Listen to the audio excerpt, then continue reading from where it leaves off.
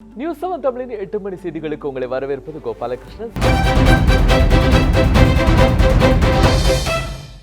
தமிழக முதலமைச்சரின் நாற்காலி வாடகை நாற்காலி போல் என்பதால் அது நீண்ட நாள் நீடிக்காது என்று மத்திய இணையமைச்சர் பொன் ராதாகிருஷ்ணன் தெரிவித்துள்ளார். கோவில்பட்டியில் நடைபெற்ற நிகழ்ச்சியில் பங்கேற்க வந்தபோது சட்டசபையில வச்சு எதிர்கட்சி தலைவருடைய சட்ட பாக்கெட்டு கிளியல தூக்கிட்டு போகும்போது கண்ணாடியா ஏதோ ஒன்று இருக்குது, பாக்கெட்ல கண்ணாடியோ செல்போன் ஏதோ ஒன்று இருக்குது. ஆனா சட்டசபைக்கு வெளியே போன பிறகு அங்க யார் அடிச்சாங்க, யார் சட்டையை கிழிச்சாங்க, இது விசாரணை கமிஷன் வைக்க வேண்டிய அளவுக்கு வந்து போச்சு. சட்டசபைக்கு வெளியே அடிச்சிருக்கிறது யாரு? உள்ள அடிச்சது ஒண்ணு, வெளியே அடிச்சிருக்காங்களே. அவர் சட்டையை கிழிச்சது யாரு? பக்கத்துல அரண் போல பல பேர் நின்றுட்டு இருக்கிறாங்க. அவர்கள யாராவது அடிச்சிட்டாங்களா? அவர்கள யாராவது சட்டையை கிழிச்சாங்களா? சும்மா அந்த தாக்கப்பட்டது கண்டிக்கத்தக்கது, சட்டசபையில் தாக்கப்பட்டது கண்டிக்கத்தக்கது. நம்பிக்கை வாக்கெடுக்கும் போது சபாநாயகர் தனபால் கண்ணியமான முறையில் கேட்டுக்கொள்ள வேண்டும் என்றும் பேரவை நடத்தவிடாமல் திமுக உறுப்பினர்கள் சட்டவிரோதமான செயல்களில் ஈடுபட்டதாக அதிமுக எம்பி நவநீத கிருஷ்ணன் குற்றம் சாட்டியுள்ளார். ரகசிய வாக்கெடுப்பு நடத்த சட்டப்பேரவை விதிகளில் இடமில்லை என்று கூறிய நவநீத கிருஷ்ணன் எதிர்க்கட்சித் தலைவர் மு.க. ஸ்டாலின் தனது சட்டையை தானே கிழித்துக் கொண்டதாகவும் குறிப்பிட்டார். சபாநாயகர் அவர்கள் மிக கண்ணியத்துடன் கௌரவத்துடன் பல முறை கேட்டுக்கொண்டும் அவர் ஒரு தாழ்த்தப்பட்ட உறுப்பினர் என்பதனை மட்டுமே கருத்தில் கொண்டு அவரை தாக்கி கீழே தள்ளி சட்டையை கிழித்து அவையை நடத்த விடாமல் சட்டவிரோத செயல்களில் ஈடுபட்டுள்ளார்கள். ஆனால் இதன் மூலம் என்ன உலகுக்கு வெளியே தெரிந்துவிட்டது என்றால், திராவிட முன்னேற்ற கழகம் ஒரு மக்களின்பால் சட்டத்தின்பால் அக்கறை கொண்டதல்ல. திராவிட முன்னேற்ற கழகம் சட்டத்தை மதிக்கும் கட்சியும் அல்ல. அவருடைய சட்டம் எப்பொழுது கிழிக்கப்படுகிறது? தானாகவே கிழிக்கப்பட்டது. அவரை வெளியேற்றும் பொழுது சட்டை கிழிக்கப்படவில்லை. அதற்கு பிறகுதான் அது அவர்களே வேண்டுமென்றே கிழித்துக் கொண்டு தங்கள் வெளி உலகத்திற்கு தாங்கள் கிழிக்கப்பட்டது போல் காட்டுகிறார்கள். மக்கள் அனைத்தையும் பார்க்கிறார்கள். ஏனென்றால் அவரை வெளியேற்றியவர்கள் சட்டசபையின் ஊழியர்கள். சட்டப்பேரவையில் நேற்று நடைபெற்ற நம்பிக்கை வாக்கெடுப்பை ரத்து செய்ய வலியுறுத்தி திமுக செயல் தலைவர் மு.க. ஸ்டாலின் ஆளுநருக்கு கடிதம் எழுதியுள்ளார். நேற்று சபை ஒத்திவைக்கப்பட்ட பின்னர் நம்பிக்கை வாக்கெடுப்பு நடைபெற்றது விதிமுறை மீறிய செயல் என்றும், எனவே அதனை ரத்து செய்ய வேண்டும் என்றும் ஆளுநர் வித்யாசாகர் ராவுக்கு எழுதியுள்ள கடிதத்தில் திமுக செயல் தலைவரும் தமிழக சட்டமன்ற எதிர்க்கட்சி தலைவருமான மு.க. ஸ்டாலின் வலியுறுத்தியுள்ளார். சட்டமன்ற நிகழ்ச்சியில் பங்கேற்க தான் சென்றபோது தனது வாகனத்தை மறித்த காவல்துறையினர் தன் எதிர்ப்பை மீறி வாகனம் முழுவதையும் சோதனையிட்டதாக கூறிய ஸ்டாலின், இது எதிர்க்கட்சி தலைவர் என்பதை சற்றும் கருத்தில் கொள்ளாமல் வேண்டுமென்றே அவ்வாறு காவல்துறையினர் செயல்பட்டதாக கடிதத்தில் குற்றம் சாட்டியுள்ளார். கடந்த சில நாட்களாக கூவத்தூரில் உள்ள கடற்கரை விடுதியில் பிணை கைதிகளைப் போல் அடைத்து வைக்கப்பட்டிருந்த அதிமுக சட்டமன்ற உறுப்பினர்கள் கடுமையான பாதுகாப்புடன் சென்னை சென்ட் ஜார்ஜ் கோட்டைக்கு அழைத்து வரப்பட்டது அவர்கள் தொடர் அச்சுறுத்தலுக்கு உள்ளாக்கப்பட்டு வந்ததை வெளிப்படுத்தியதாகவும் திமுக செயல் தலைவர் மு.க. ஸ்டாலின் தனது கடிதத்தில் குறிப்பிட்டுள்ளார். ஒரு கட்சியை சேர்ந்த 2 பிரிவினர் மட்டுமே அவையில் இருந்த நிலையில் நடைபெற்ற இந்த நம்பிக்கை வாக்கெடுப்பு நியாயமற்றது என்றும் திமுக செயல் தலைவர் ஸ்டாலின் அந்த கடிதத்தில் குறிப்பிட்டுள்ளார். சபாநாயகர் தனபால் மீது திமுகவினர் தாக்குதல் நடத்தியதற்கு தமிழக எதிர்க்கட்சித் தலைவர் ஸ்டாலினை வன்கொடுமை சட்டத்தின் கீழ் கைது செய்ய வேண்டும் என்று புதுச்சேரி அதிமுக சட்டமன்ற கட்சித் தலைவர் அன்பழகன் தெரிவித்துள்ளார். தமிழகத்தினுடைய மாண்புமிகு சபாநாயகர் அவர்களை திட்டமிட்டு தாக்கிய திராவிட முன்னேற்ற கழகத்தைச் சேர்ந்த சட்டமன்ற உறுப்பினர்கள் மீதும் சட்டமன்ற கட்சியினுடைய தலைவர் ஸ்டாலின் மீதும் வன்கொடுமை சட்டத்தின் கீழ் வழக்கு பதிவு செய்ய வேண்டும். சட்டப்பேரவையில் நடைபெற்ற நம்பிக்கை வாக்கெடுப்பை ரத்து செய்ய கோரி ஆளுநரிடம் அளிக்கப்பட்ட கடிதத்தின் மீது நடவடிக்கை எடுக்கப்படும் என்று நம்பிக்கை உள்ளதாக ஆவடி தொகுதியின் சட்டமன்ற உறுப்பினர் க. பாண்டியராஜன் தெரிவித்தார். நம்பிக்கை வாக்கெடுப்பு அறிவிக்கப்பட்ட 122-11 என்ற நம்பிக்கை வாக்கெடுப்பு அரசியல் நிர்ணய சட்டத்துக்கு எந்த விதத்திலும் உட்படாதது. அதனால் கவர்னர் அவர்கள் அதற்கு அங்கீகாரம் அளிக்கக்கூடாது என்று எடுத்து வைத்தோம் எங்கள் வாதங்களை. இன்னொரு நாள் நம்பிக்கை வாக்கெடுப்புக்கு டேட் ஃபிக்ஸ் பண்ணணும் கவர்னர் என்றும் கோரிக்கை விடுத்திருக்கிறோம். ஆளுநர் அவர்கள் எங்கள் கோரிக்கைகளை பரிவுடன் கேட்டார். ஆதாரமாக சில ஆவணங்களையும் தந்திருக்கிறோம். நல்ல முடிவு எடுப்பார் என்று நம்புகிறோம். பொதுமக்கள் போர்வையில் திமுகவை சேர்ந்த ஒருவர் தம்மை தகாத வார்த்தையில் திட்டியதாக கோவை தெற்கு சட்டமன்ற தொகுதியின் எம்எல்ஏ அம்மன் அர்ஜுன் தெரிவித்துள்ளார். 2 நாட்களுக்கு முன்பு எனக்கு டெலிபோன் செய்து அவருடைய நம்பரை நான் குறித்து வைத்துள்ளேன். அவர்தான் என்னையும் என் தாயாரையும் என் மனைவியையும் ஒருமையில் பேசி தகாத வார்த்தைகள், அதாவது அச்சில் ஏற்ற முடியாத வார்த்தைகள், நீங்கள் புரிந்திருப்பீர்கள் என்று நினைக்கிறேன். பொதுமக்கள் எப்பொழுதுமே அந்த மாதிரி வார்த்தைகள் பேசும். பொதுமக்கள் ஒரு சட்டமன்ற உறுப்பினரிடம் எது வேண்டுமோ கோரிக்கை தான் வைப்பார்கள். என் குடும்பத்தை தகாத வார்த்தையில் பேசுவதற்கு எந்த பொதுமக்களாக இருப்பார்களா? யோசித்து பாருங்களே. இது திராவிட முன்னேற்ற கழகத்துக்காரர்கள் செய்த சதி வேலை. அதே மாதிரி இளைஞர்கள் யாரும் இதை செய்ய மாட்டார்கள். சிவகங்கை சட்டமன்ற உறுப்பினர் அலுவலகத்தில் பாதுகாப்பிற்காக காவல்துறையினர் நிறுத்தப்பட்டுள்ளனர். சட்டமன்ற அவசர கூட்டத்தில் நடைபெற்ற நம்பிக்கை தீர்மான வாக்கெடுப்பில் எடப்பாடி பழனிசாமி அரசு வெற்றி பெற்ற நிலையில் அதிமுகவை சேர்ந்த சட்டமன்ற உறுப்பினர்கள் தங்களின் தொகுதிக்கு திரும்பி வருகின்றனர். இந்நிலையில் சிவகங்கை சட்டமன்ற உறுப்பினரும் கதர் ஊரக தொழில்துறை அமைச்சருமான பாஸ்கரனின் அலுவலகத்தில் காவல்துறையினர் பாதுகாப்பு பணியில் ஈடுபட்டுள்ளனர். இதேபோல் மானாமதுரை சட்டமன்ற உறுப்பினர் மாரியப்பன் கென்னடி அலுவலகத்திலும் காவல்துறையினர் பாதுகாப்பில் ஈடுபட்டு வருவது குறிப்பிடத்தக்கது. மணப்பாறை சட்டமன்ற உறுப்பினர் சந்திரசேகர் வீட்டு காவல்துறையினரால் பாதுகாப்பு அளிக்கப்பட்டுள்ளது. சட்டப்பேரவையில் இருந்து திமுக உறுப்பினர்களை வெளியேற்றியதை கண்டித்து திருச்சி மாவட்டம் மணப்பாறையில் திமுகவினர் சாலை மறியலில் ஈடுபட்டனர். இதனால் மணப்பாறையில் போக்குவரத்து பாதிக்கப்பட்டது. இந்நிலையில் பல்வேறு அமைப்பினர் போராட்டத்தில் ஈடுபட்டதால் முன்னெச்சரிக்கை நடவடிக்கையாக மணப்பாறை சட்டமன்ற உறுப்பினர் சந்திரசேகர் வீட்டிற்கு காவல்துறையினர் பாதுகாப்பு அளிக்கப்பட்டுள்ளது. தொகுதி பக்கமே வராமல் கூவத்தூரில் தங்கியிருந்ததாக கூறி சேலம் தெற்கு சட்டமன்ற அதிமுக எம்எல்ஏ சக்திவேல் வீட்டை முற்றுகையிட்டு போராட்டம் நடத்தப்பட்டதால் அங்கு பரபரப்பு ஏற்பட்டது. சேலம் தெற்கு சட்டமன்ற தொகுதி உறுப்பினரான அதிமுகவை சேர்ந்த சக்திவேல் அம்மாப்பேட்டை காந்தி மைதான பகுதியில் வசித்து வருகிறார். இந்நிலையில் இன்று மதியம் அவருடைய வீட்டை திமுக மகளிர் அணியை சேர்ந்தவர்களும் அத்தொகுதியை சேர்ந்த பெண்கள் சிலரும் திடீரென்று முற்றுகையிட்டு போராட்டத்தில் ஈடுபட்டனர். தொகுதி பக்கமே வராமல் 10 நாட்களுக்கு மேலாக கூவத்தூர் விடுதியில் இருந்த எம்எல்ஏ சக்திவேல் தனது பதவியை ராஜினாமா செய்ய வேண்டும் என்றும் அவர்கள் கோரிக்கை விடுத்தனர். சட்டப்பேரவையில் நம்பிக்கை வாக்கெடுப்பின் போது முதலமைச்சர் எடப்பாடி பழனிசாமிக்கு ஆதரவாக சக்திவேல் செயல்பட்டதை ஏற்க முடியாது என்றும் அவர்கள் கருத்து தெரிவித்தனர். எம்எல்ஏ சக்திவேல் தெற்கு தொகுதி சட்டமன்ற உறுப்பினர் பேலன்ஸ் பங்களால சொகுசா இருக்கிறாரு. எங்களது கிச்சிப்பாளையம் பகுதியில் ஒட்டகமாறு மிடாய் கம்பெனிட்ட ரோடே சரியில்லை. காப்பி பாட்டில் டெய்லி 4 பேர் விழுவுறான். டிச்சில் குப்பை அள்ளுறதில்ல, தண்ணி சரியாக வர்றதில்ல. சொந்த தொகுதியில் எந்த வேலையும் அவர் செய்யறதில்ல. அதனால சக்திவேல் எம்எல்ஏ தெற்கு தொகுதி சட்டமன்ற உறுப்பினர் ராஜினாமா செய்யணும். அது வரைக்கும் நாங்கள் போராடுவோம்.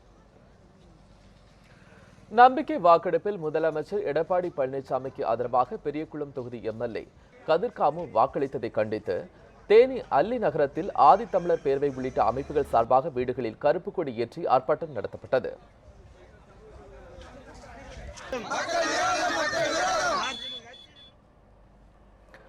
சட்டப்பேரவையில் முதலமைச்சர் எடப்பாடி பழனிசாமி நம்பிக்கை வாக்கெடுப்பில் வெற்றி பெற்றதை தொடர்ந்து இன்று ஆளுநர் வித்யாசாகர் ராவை ராஜ்பவனில் மரியாதை நிமித்தமாக சந்தித்து பேசினார்.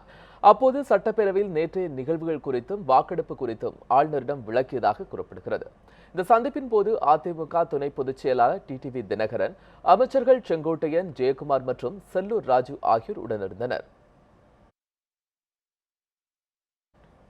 தமிழக முதலமைச்சராக தேர்ந்தெடுக்கப்பட்டுள்ள எடப்பாடி பழனிசாமி உடனடியாக பட்ஜெட்டை சட்டப்பேரவையில் தாக்கல் செய்ய வேண்டும் என்று இந்திய கம்யூனிஸ்ட் கட்சியினுடைய மூத்த தலைவர் தா பாண்டியன் வலியுறுத்தியுள்ளார். கோவையில் செய்தியாளர்களை சந்தித்த அவர் அரசு அதிகாரிகள் மீதான வழக்குகளை விசாரித்து விரைவில் தீர்ப்பு வழங்கப்பட வேண்டும் என்றும் தெரிவித்தார். தேர்ந்தெடுக்கப்பட்டவர்கள் தங்கள் பொறுப்பை அந்த தேர்ந்தெடுக்கப்பட்ட காலம் வரையில் நிறைவேற்ற வேண்டும். மக்களுக்கு கொடுத்த கடமைகளை நிறைவேற்ற வேண்டும். கட்சிக்குள்ளே இருக்கிற பல பரீட்சை என்றால் கட்சியின் மூலம் அவர்கள் நிறைவேற்றிக் கொள்ள வேண்டும். அதிலே நாம் தலையிட முடியாது. அது கட்சிக்காரர்களே முடிவு செய்ய வேண்டியது. இதை நாட்டு மக்களுடைய பிரச்சனையாகவும் ஜனநாயக பிரச்சனையாகவும் மாற்றுவார்கள் என்றால் இந்தியா இன்னும் ஜனநாயகத்திற்கு தயாராகவில்லை. எனவே அது பயிற்சிக்காக இப்பொழுது சண்டை போட்டுக் கொண்டிருக்கிறது, சர்ச்சை நடத்தி கொண்டிருக்கிறது. இது ஒன்று உள்ளாட்சி தேர்தலிலேயே வாளை தூக்கி கொண்டு போவது, வருவது, வாக்களிப்பது என்பது நடந்தது, இனியும் நடக்கும், நாளையும் நடக்கும். எனவே இப்பொழுது அவைத்தலைவர் கொடுத்த தீர்ப்பு எதுவோ அதை ஏற்க வேண்டும். ஏற்றிருக்கிற முதலமைச்சர் உடனே வரவு செலவு திட்டத்தை சமர்ப்பிக்க வேண்டும். இத்துடன் இந்த செய்தி தொகுப்பு நிறைவு பெற்றது. நியூஸ் 7 தமிழ் 8 மணி செய்திகளுக்கு உங்களை வரவேற்பது நான் மகேஷ்.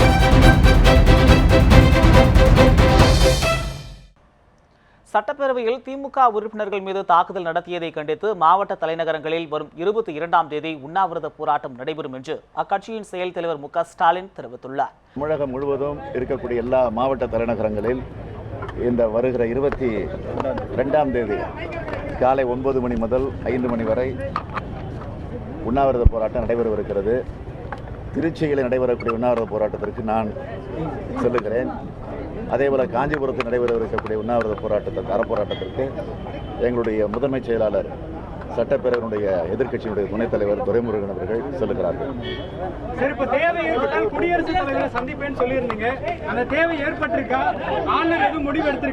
இன்றைக்கு கூட எங்களுடைய நாடாளுமன்ற உறுப்பினர்கள் திருச்சி சிவா, ஆலந்தூர் பாரதி, டி.கே. இளங்கோவன், காவல்துறையினர் எப்படியெல்லாம் சட்டமன்றத்திற்குள்ளே வந்து அராஜகங்களை ஈடுபட்டு எங்களை எல்லாம் அடித்து தூக்கி கொண்டு வந்து வெளியில் போட்ட அந்த காட்சிகளை எல்லாம் ஆதாரத்தோடு நாங்கள் கவர்னரிடத்தில் கொடுத்துட்டு வந்திருக்கிறோம். எனவே இது குறித்து மேலும் டெல்லிக்கு சென்று இந்திய குடியரசினுடைய தலைவரையும் சந்திப்பதற்கு முயற்சித்துக் கொண்டிருக்கிறோம். அவரிடத்தில் நேரம் கேட்டிருக்கிறோம். நேரம் கொடுக்கப்பட்டதற்கு பிறகு உறுதியாக சென்று அவரிடத்திலும் புகார் தரவிருக்கிறோம்.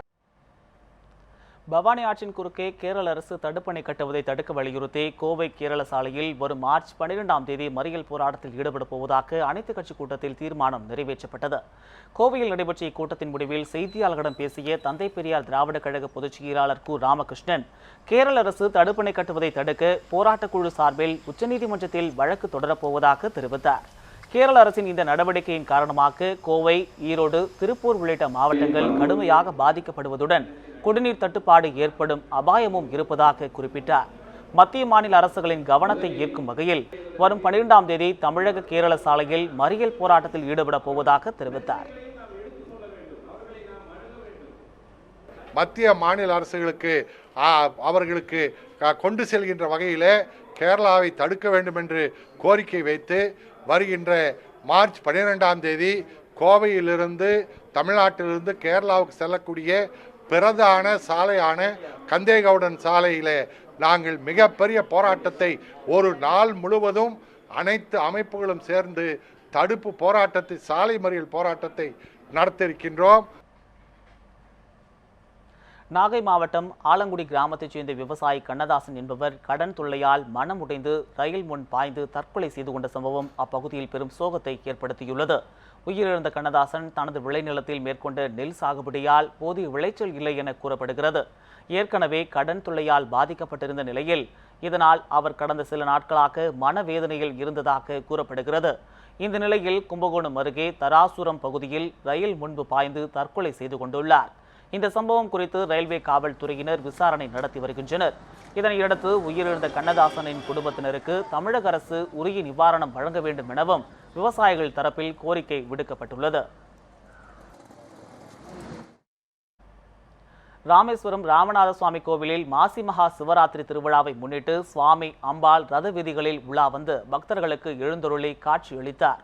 மாசி மகா சிவராத்திரி திருவிழா கடந்த 17ஆம் தேதி கொடியேற்றத்துடன் தொடங்கிய நிலையில் 3ஆம் திருநாளான இன்று சுவாமி வெள்ளிபூத வாகனத்திலும் அம்பாள் வெள்ளிக்கிளி வாகனத்திலும் 4 ரத வீதிகளின் வழியாக வலம் வந்து பக்தர்களுக்கு அருள் பாலித்தார்.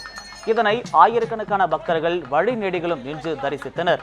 இந்த நிகழ்வின் போது உரிய போலீஸ் பாதுகாப்பு அளிக்கப்படாததாலும் போக்குவரத்தை மாற்றுப்பாதையில் திருப்பி விடாததாலும் பக்தர்கள் கடும் அவதிக்கு உள்ளாக்கினர்.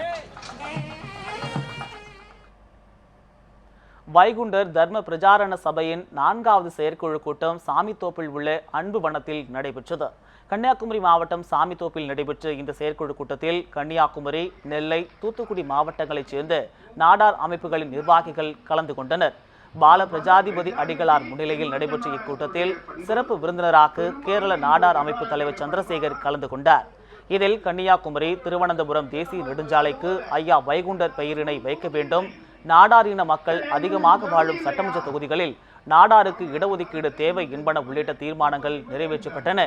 மேலும் புதிய முதல்வராக பதவியேற்றுள்ள எடப்பாடி பழனிசாமிக்கு வரவேற்பு தெரிவித்தும் தர்ம பிரச்சாரண சபையின் செயற்குழு கூட்டத்தில் தீர்மானம் நிறைவேற்றப்பட்டது. தமிழகத்திலே நேற்று அரசு ஏற்றிருக்கிற நாடாரை போன்ற உழைக்கிற ஒரு சமூகத்தினுடைய பிரதிநிதி முதலமைச்சராக வருவதிலே ஒரு தமிழ் சமூகத்தை சார்ந்த ஒருவர் இந்த தமிழகத்தை ஆட்சி அமைக்க அமர்வதிலே இந்த விஎஸ்டிபி இயக்கம் மகிழ்ச்சி அடைகிறது, அவர்களை வாழ்த்திக் கொள்ளுகிறது. சென்னை எண்ணூரில் 3 வயது சிறுமி கடத்தப்பட்டு கொலை செய்யப்பட்ட சம்பவம் பரபரப்பை ஏற்படுத்தியுள்ளது. எண்ணூர் சுனாமி குடியிருப்பைச் சேர்ந்த சிறுமி கிருத்திகா நேற்று பிற்பகல் அருகே உள்ள வீட்டிற்கு விளையாட சென்றார். சிறிது நேரம் கழித்து கிருத்திகாவின் தாய் அங்கு சென்றபோது சிறுமியை காணவில்லை. பல இடங்களில் தேடியும் கிருத்திகா கிடைக்காததால் போலீசில் புகார் அளிக்கப்பட்டது. இந்த நிலையில் மணலி விரைவுச்சாலையில் உள்ள குப்பை கிடங்கில் உடலில் பலத்த காயங்களுடன் வாயில் துணியை வைத்து மூடிய நிலையில் சிறுமியின் சடலம் கிடப்பதாக போலீசாருக்கு தகவல் கிடைத்தது. இதனையடுத்து அங்கு சென்ற போலீசார் விசாரித்த போது அது மாயமான சிறுமி கிருத்திகா என்பது தெரிய வந்தது. இதுகுறித்து வழக்கு பதிவு செய்த போலீசார் சிறுமி கிருத்திகாவை அழைத்து சென்றதாக கூறப்படும் பெண்ணிடம் விசாரணை நடத்தி வருகின்றனர். மேலும் அப்பகுதியில் பொருத்தப்பட்டிருந்த சிசிடிவி கேமராவில் பதிவான காட்சிகளையும் ஆய்வு செய்து வருகின்றனர். இதற்கிடையே இந்த சம்பவத்தை கண்டித்து எண்ணூர் விரைவு சாலையில் பொதுமக்கள் மறியல் போராட்டத்தில் ஈடுபட்டனர். தமிழக சட்டமன்றத்தில் இருந்து திமுக உறுப்பினர்கள் வெளியேற்றப்பட்டதை அறிந்து கடலூர் மாவட்டத்தில் திமுக தொண்டர் ஒருவர் தூக்கிட்டு தற்கொலை செய்து கொண்டுள்ளார். கடலூர் மாவட்டம் குறிஞ்சிப்பாடி சட்டமன்ற தொகுதிக்குட்பட்ட சோனஞ்சாவடியைச் சேர்ந்த வடிவேல் திமுகவில் வார்டு செயலாளராக இருந்தார். மீன்பிடி தொழில் செய்து வந்த வடிவேல் தமிழக சட்டப்பேரவையில் திமுக உறுப்பினர்கள் வெளியேற்றப்பட்டதை அறிந்து மன உளைச்சலுக்கு ஆளானதாக கூறப்படுகிறது. இதனால் வடிவேல் தனது வீட்டிலேயே தூக்கிட்டு தற்கொலை செய்து கொண்டார். இதுகுறித்து தகவல் அறிந்த குறிஞ்சிப்பாடி சட்டமன்ற உறுப்பினரும் கடலூர் மாவட்ட திமுக செயலாளருமான MRK பன்னீர்செல்வம் சோனஞ்சாவடிக்கு நேரில் வந்து வடிவேலின் உடலுக்கு மாலை அணிவித்து அஞ்சலி செலுத்தினார். இறந்த வடிவேலின் குடும்பத்தினருக்கு 50,000 ரூபாய் நிதி உதவி வழங்கி ஆறுதல் தெரிவித்தார்.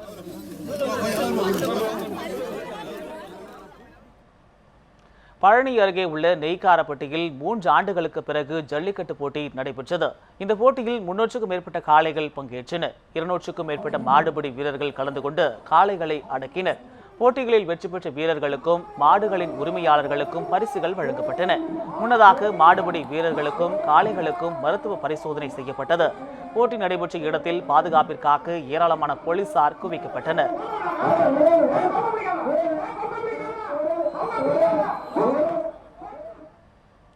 திண்டுக்கல் மாவட்டம் வெள்ளோடு பகுதியில் கடந்த ஜல்லிக்கட்டு போட்டியில் 350 மேற்பட்ட காளைகள் பங்கேற்றன.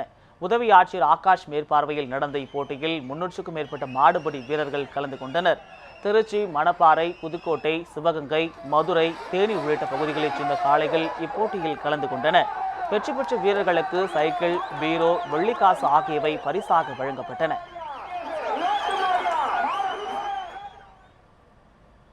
தமிழகத்தின் பல்வேறு பகுதிகளிலும் இன்று ஜல்லிக்கட்டு போட்டிகள் உற்சாகமாக நடைபெற்றன.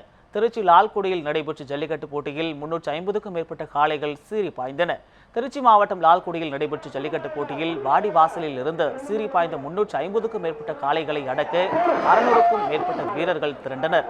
இந்த நிகழ்வில் சிறப்பு பார்வையாளராக திருச்சி மாவட்ட ஆட்சியர் பழனிசாமி, ஜல்லிக்கட்டு பேரவை மாநில தலைவர் PR ராஜசேகர் உள்ளிட்டோர் பங்கேற்றனர். காளைகளை அடக்கிய வீரர்களுக்கு பரிசு பொருட்கள் வழங்கப்பட்டன. ஜல்லிக்கட்டு போட்டியில் பங்கேற்ற மாடுபிடி வீரர்கள் 12 பேர் காயமடைந்தனர்.